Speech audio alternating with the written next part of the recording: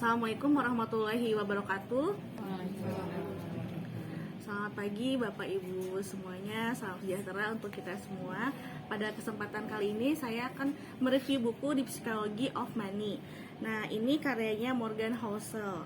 Ini merupakan salah satu buku internasional bestseller yang telah diterjemahkan ke dalam 26 bahasa, di mana jumlah halamannya ini sekitar 230 halaman.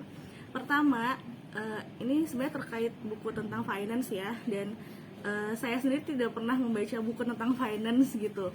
Tetapi ketika melihat ada sebuah tweet di Twitter nge-review buku-buku recommended, dan salah satunya buku ini, terus jadi kayak tertarik gitu. Nah, ketika dibaca ternyata sama sekali nggak ada angka, nggak ada persentase, nggak ada matematikanya di dalamnya. Ini tuh lebih ke relate ke kehidupan kita sehari-hari, di mana di dalamnya terdapat 10 kisah nyata gitu yang bisa kita compare. Oh, ini baik, ini enggak gitu. Oke. Jadi di buku ini ada 3 part penting. Yang pertama itu kalau mengelola uang itu tidak harus pintar gitu, tapi lebih ke gimana behavior kita, perilaku kita terhadap uang tersebut gitu. Di sini ada 2 cerita. Ada yang namanya Ronald James Rod.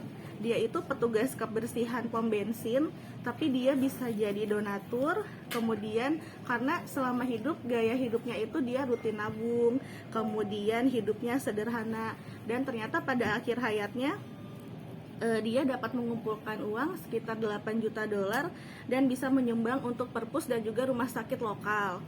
Nah, sebaliknya ada seseorang bernama Richard Cashin, di mana dia lulusan Harvard. Dia merupakan eksekutif manajemen di sebuah perusahaan investasi, tetapi hidupnya boros, kemudian banyak berhutang, sampai akhirnya dia bangkrut dan meninggalkan banyak hutang gitu ya.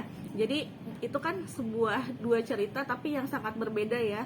Ternyata bukan berarti ketika kita lulusan finance, akuntan, atau kerja di bank gitu, kita otomatis akan bisa mengelola keuangan gitu. Jadi tergantung dari gimana perilaku kita, gimana perilaku kita mengelola uang gitu. Apalagi mungkin kalau misalkan kita bikin perencanaan keuangan, kita bikin perencanaan setahun ke depan mau beli apa saja, pemasukan dari mana, dan selebihnya itu kan bisa kita hitung ya menggunakan data-data kan. Tetapi kan banyak keputusan-keputusan yang kita lakukan harus langsung gitu seketika. Kayak kita lagi di tempat makan, itu kan kita nentuin sendiri kan mau pilih makanan yang mana. Kita lagi belanja, kita kan nentuin sendiri kan. Nah, kadang kan itu nggak direncanakan, dan ada ego-ego kita, ada keinginan kita, terus kadang suka ada pembenaran, nggak apa deh beli ini, soalnya nanti buat kepake gini-gini, padahal mungkin tidak sepenting itu. Nah, itu kan tergantung dari perilaku kita juga gitu terhadap uang itu sendiri. Di buku ini lebih ditekankan seperti itu sih. Kemudian yang kedua yaitu harus fokus terhadap apa yang bisa kita hasilkan dan kita keluarkan juga gitu ya, harus jelas ya. Juga harus mempunyai rasa cukup dan rasa syukur. Jangan pernah ngebanding-bandingin sama yang di atas kita, karena pasti di atas langit akan ada langit lagi, dan itu ada kayak infinity gitu, tidak akan berkelanjutan kan, maksudnya tidak selalu seperti itu. Jadi jangan pernah ngebanding-bandingin, kita harus merasa cukup dan juga syukur.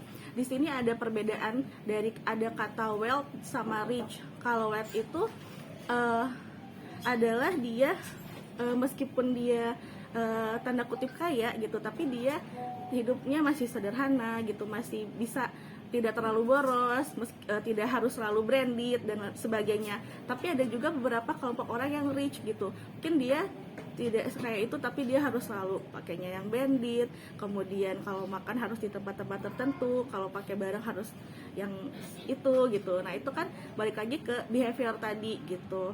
Jadi gimana perilaku kita terhadap uang tersebut.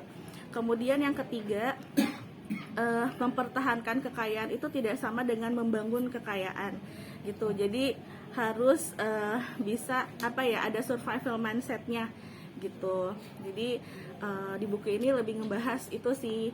Dan serunya ini di buku ini tuh tidak hanya tidak seperti lagi digurui gitu, kayak lagi dengerin temen cerita aja ke kita gitu, karena di sini ada kisah-kisah yang relate dan juga memang ada dari kisah nyatanya gitu. Jadi kalau misalkan saya merekomendasikan buku ini, jawabannya iya, saya sangat merekomendasikan buku ini untuk yang ingin belajar lebih terkait bagaimana cara kita untuk mengelola keuangan.